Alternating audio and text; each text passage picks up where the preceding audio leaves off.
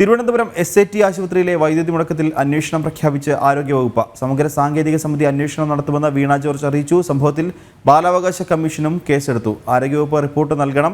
4 മണിക്കൂർ നേരമാണ് വൈദ്യുതി മുടങ്ങിയത്. വിവരങ്ങളുമായി രശ്മി കാർത്തിക ചേരുന്നു. രശ്മി, ഇന്നലെ 4 മണിക്കൂർ നേരം ആശുപത്രിയിൽ വൈദ്യുതി മുടങ്ങുന്ന ഒരു സാഹചര്യമുണ്ടായിരുന്നു. എന്തായാലും ഇപ്പോൾ ബാലാവകാശ കമ്മീഷനും കേസെടുത്തിട്ടുണ്ട്. ഒപ്പം അന്വേഷണം നടത്തുമെന്ന് ആരോഗ്യമന്ത്രി വീണ ജോർജും അറിയിച്ചിട്ടുണ്ട്. എന്തൊക്കെയാണ് ഇത് സംബന്ധിച്ച കൂടുതൽ വിവരങ്ങൾ?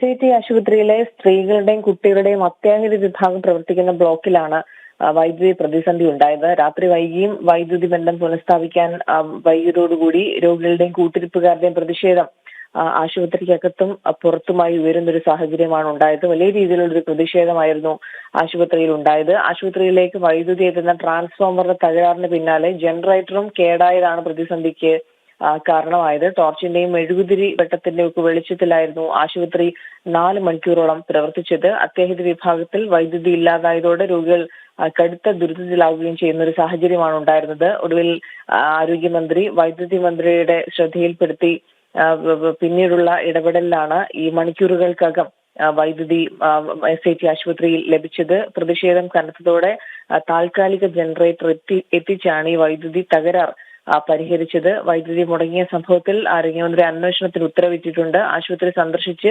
സമഗ്ര സാങ്കേതിക സമിതി അന്വേഷണം നടത്തുമെന്നും മന്ത്രി അറിയിച്ചിട്ടുണ്ട്. വിഷയത്തിൽ ബാലാവകാശ കമ്മീഷൻ സ്വമേധയാ കേസെടുത്തിട്ടുണ്ട്. ആശുപത്രിയുടെ വളപ്പിൽ തന്നെ BJP കോൺഗ്രസ് പ്രവർത്തകർ മെഴുകുതിരി കത്തിച്ച് വലിയ രീതിയിൽ പ്രതിഷേധം അറിയിക്കുകയും ചെയ്തിട്ടുണ്ട്. നിഖിൽ, രശ്മി, ഇത്രയും നേരം വൈദ്യുതി മുടങ്ങുന്ന ഒരു സാഹചര്യം, അതോടൊപ്പം തന്നെ ആശുപത്രിയിലെ ജനറേറ്ററിനും ഇന്നലെ പ്രവർത്തിച്ചില്ല എന്ന് പറയുമ്പോൾ അത് ആശുപത്രി അധികൃതരുടെ ഭാഗത്തു നിന്നൊരു വീഴ്ചയുണ്ടായി എന്ന് തന്നെയല്ലേ ചൂണ്ടിക്കാണിക്കുന്നത്?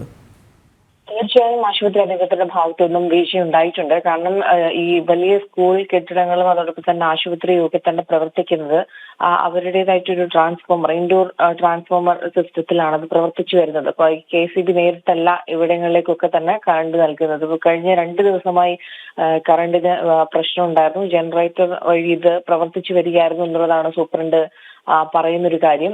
അതിൽ ഇത് ഓവർ ഹീറ്റ് ആയത് കാരണം ജനറേറ്റർ പ്രവർത്തനരഹിതമായി. അതാണ് ഈ ഒരു കറണ്ട് ലഭിക്കാത്തതിന് കാരണം എന്നുള്ളതാണ്.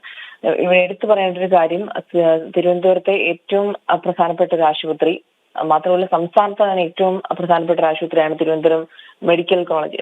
ഈ പ്രസവത്തിന് ഉൾപ്പെടെയുള്ള ആവശ്യങ്ങൾക്കായി സ്ത്രീകൾ ഏറ്റവും കൂടുതൽ ആശ്രയിക്കുന്നത് തൈക്കാട് സ്ത്രീകളുടെയും കുട്ടികളുടെയും ആശുപത്രിയാണ് പ്രസവത്തിനായി ആശ്രയിക്കുന്നത്. പക്ഷേ കൂടുതലും കുറച്ച് ഡിഫിക്കൽട്ട് ആയിട്ടുള്ള കേസുകൾ, അതായത് സർജറി ആവശ്യമായിട്ടുള്ള കേസുകൾ അല്ലെങ്കിൽ കൂടുതൽ ശ്രദ്ധ വേണ്ടുന്ന കേസുകളൊക്കെ തന്നെ റെഫർ ചെയ്യുന്നത് തിരുവനന്തപുരത്തെ മെഡിക്കൽ കോളേജിലേക്കാണ്. അപ്പോൾ അവിടെ ഇൻക്യുബേറ്ററിലുള്ള കുഞ്ഞുങ്ങളുണ്ട്, മറ്റ് ശസ്ത്രക്രിയ കഴിഞ്ഞിട്ടുള്ള അമ്മമാരുണ്ട്, പലതരത്തിൽ കൂടുതൽ ശസ്ത്രക്രിയയൊക്കെ നടത്തേണ്ട പ്രത്യേക കേസുകൾ കൂടുതലും തിരുവനന്തപുരം മെഡിക്കൽ കോളേജിലേക്കാണ് മറ്റ് ഡോക്ടർമാർ അയക്കുന്നത്. അപ്പൊ അത്തരത്തിൽ സാഹചര്യത്തിൽ കഴിയുന്നവരൊക്കെ ഉണ്ട്.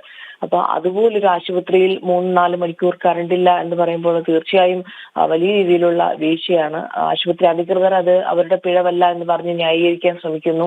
മറ്റു ചിലരോട് ചോദിക്കുമ്പോൾ അത് അവരുടെ പ്രശ്നമല്ല എന്ന് പറഞ്ഞ് ന്യായീകരിക്കാൻ ശ്രമിക്കുന്നു. പക്ഷെ തീർച്ചയായും വലിയ രീതിയിലുള്ള വീഴ്ച അധികൃതരുടെ ഭാഗത്തുനിന്നും ഉണ്ടായിട്ടുണ്ട്. അടുത്തിടെ എങ്ങും കേട്ടുകേൾവിയില്ലാത്തൊരു സംഭവമാണ്. ഈ സ്ത്രീകളും നവജാത ശിശുക്കളും പ്രസവം കഴിഞ്ഞിട്ടുള്ള അമ്മമാരും ഒക്കെയുള്ള 300-400-ലധികം പേരുള്ള ഒരു ആശുപത്രിയിൽ ഇതുപോലെ വൈദ്യുതി മുടങ്ങുന്നു. അതിന്റെ ആശുപത്രിയുടെ പുറത്തു നിൽക്കുന്ന കൂട്ടിരിപ്പുകാർ എത്രത്തോളം വയലന്റ് ആവുന്നതിന്റെ പ്രധാനപ്പെട്ട കാരണം എന്ന് പറയുന്നത് അവർക്ക് അകത്ത് എന്ത് സംഭവിക്കുന്നു എന്നുള്ളൊരു കാര്യം അറിയുന്നില്ല. അപ്പോൾ ആ ഒരു വളരെ ഭയപ്പാടോടുകൂടിയാണ് ബന്ധുക്കൾ പുറത്തു നിൽക്കുന്നത്. ആ ഒരു സാഹചര്യം വലിയ രീതിയിലുള്ള പ്രതിഷേധങ്ങൾക്ക് വഴിവെച്ചിരുന്നു. തുടർന്ന് താൽക്കാലികമായ ഒരു സംവിധാനമാണ് ഇപ്പോൾ മെഡിക്കൽ കോളേജിൽ ഏർപ്പെടുത്തിയിരിക്കുന്നത് എന്നുള്ളതാണ് നമുക്ക് അറിയാൻ കഴിയുന്നത്.